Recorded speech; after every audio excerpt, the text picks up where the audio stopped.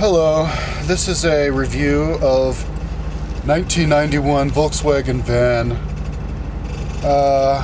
pop-up Westfalia. As requested by at least 2 people. I guess maybe they're thinking about getting one or something like that. I have had a lot of people on the street come up to me and be like, "Oh, cool car!" Like lots of times. Like a month ago, some dude was looking at me all weird at a gym. And I walk up to him and he's like, "How often does that break down?" I'm like, lately it's been okay, but I don't know, sometimes it breaks down all the time. He's like, I know. So I guess he didn't have a very high opinion of him, but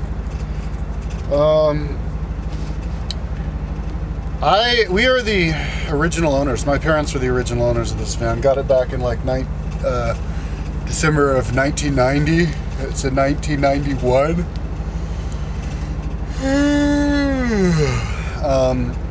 Sorry that I'm doing this video at night, but it's the only time that I'm up. Daytime, I'm not up during the day. There's no matter what I do, I cannot be awake during the day. So, yeah. So, anyways, the first engine died at 80,000 miles. Suddenly, I don't know what happened to it, but it was under warranty, so my dad had it replaced. I inherited this car when my dad died back in '97, and back then it had like 169,000 miles on it, and now it has like 193,000 miles on it. So that second car died until it had maybe 180,000 miles on it.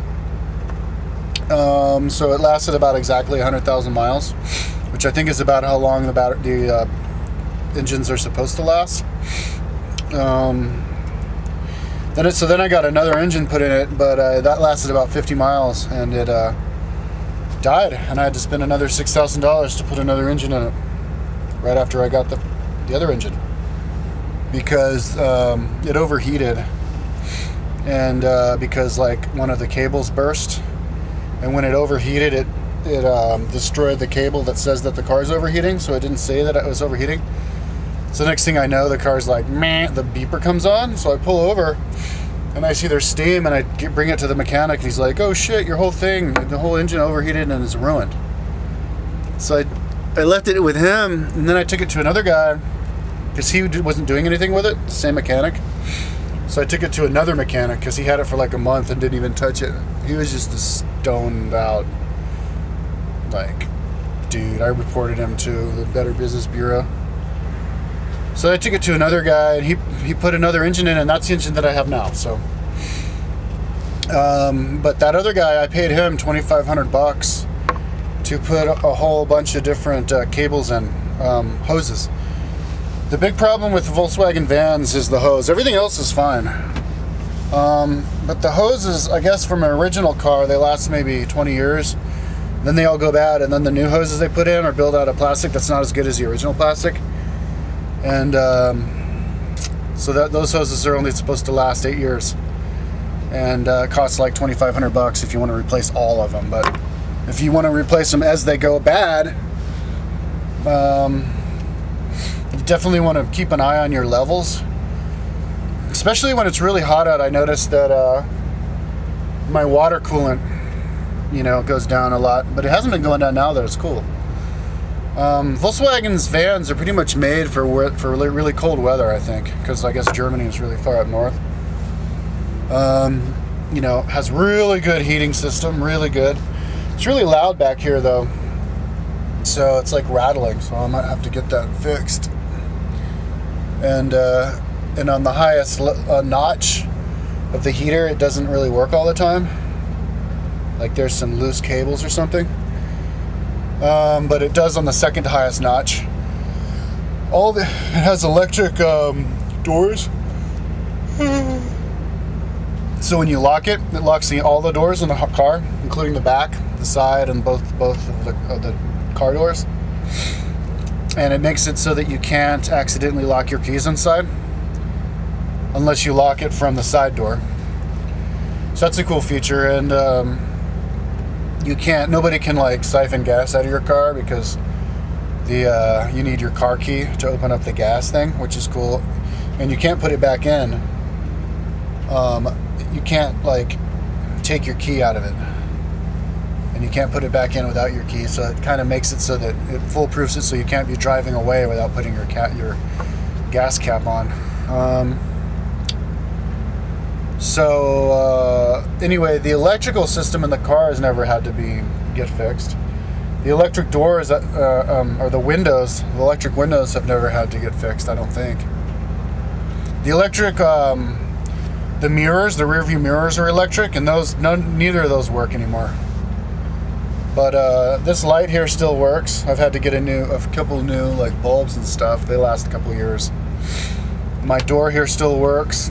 Side door still works. The pop-up still works.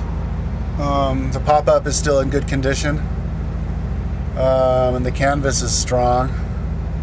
So it's put together really well. I had a 71 van, and that had a really nice body as well. It was put together really well.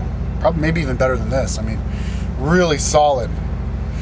You know, like no cracking. Steel was strong. Good welds. Doors slammed and opened just fine. It was awesome. I put some new shocks in there, and I was kicking the asses of this. I mean, it had great suspension. I could drive down the bumpiest roads, and I caught up to this 4Runner like they were going, like they were barely even moving. It's an awesome off-road car, and yeah, it could handle really good in the mud and snow too. This car too. So the problem with those old cars is that the engine. But if you get a new engine put in it, you've got a nice car, and it's fun to drive and everything. And this car is the same. This car's fun to drive. The engine, it's a 2.1 liter, so it can you can hang around like this and not use up too much gas with it just idling, and it gets pretty good around the town gas mileage. It's a lighter car, lighter than a big van, you know. Drives more like a car than a big, like American van, and I think it has a lot better gas mileage than a big American van. I think the problem compared to a big American van, I think it's probably, I don't really know because I haven't had one of these American vans, but as far as the engine and stuff, it's probably not quite as reliable, I'm just guessing, as an American van, but you'd probably save the money from all the gas you would save. I like the inside of it because it uses the space a lot better. I think utilizes the space better than an American van. American vans are just really big on the outside. You go inside and they just don't seem like they're much bigger than this van, than this car. They've got some extra like little like cubby holes and stuff to put stuff, but that's about it, you know. It's not really. I really like the way that this car utilizes the space. And I like it better than like the Japanese cars. People don't make vans anymore, it seems like. It's weird. They don't make vans like this size. You have to get like a huge ass thing or a tiny little minivan thing that, you know, you can't really use this, that doesn't even have like a table on it, you know, or a pop-up. So but the closest thing to this on the other side of the big American van would be the 1980s, the 80s Toyotas. That's the car that we had. We had a 1986 Toyota van.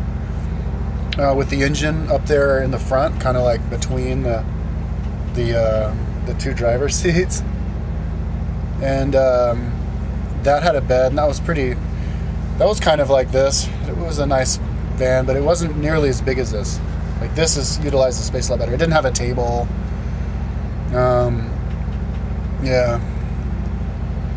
But if I didn't have this car, maybe I'd probably go for having one of those. Or actually, probably an American van. But the transmission was replaced at about 180,000 miles, and that was the original transmission. So I think that's pretty good. And little things probably cost a lot to get replaced with this car, just because because it's a van, and it's got. I think vans, maybe if they're not as reliable as a normal car, it's something that you should maybe even expect a little bit, because with vans they have to push all of the vital organs out on the edges so that you get to have all this nice indoor area. and that kind of makes it so that, well, the cooling system, for example, has all these really long hoses that go, and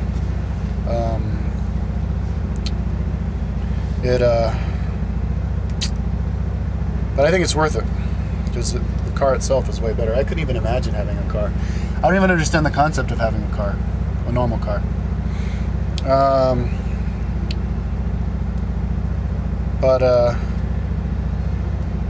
Yeah, and like there is this thing with the throttle that makes it so that the throttle can go down again.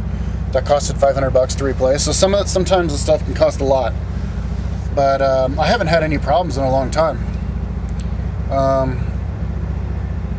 I know that the Germans in World War II, their tanks broke down more than American tanks. They had lots more like little parts, and that may be kind of a characteristic of a German car. But just the functionality, I really like this car. I like it a lot, and it's really pretty. The square shape, and yeah, I love it. I wouldn't have any other car.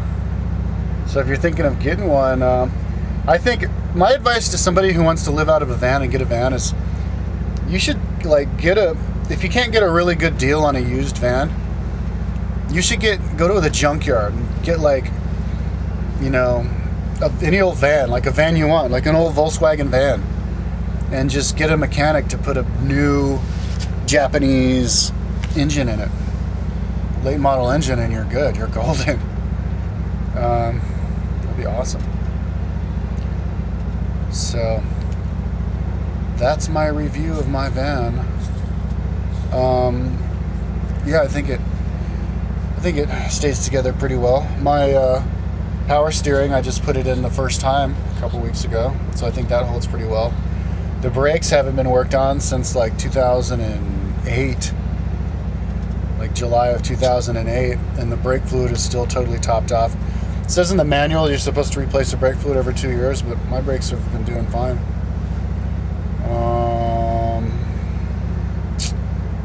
Yeah, so that's that.